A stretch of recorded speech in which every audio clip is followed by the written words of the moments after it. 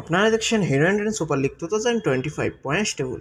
এই পয়েন্টস টেবিলটি last update করা হয়েছে 13 জানুয়ারিতে। কাল মুম্বাই সিটি ভার্সেস জামশেদপুর এর মধ্যে ম্যাচ অনুষ্ঠিত হয়, যেখানে জামশেদপুর উইন করে।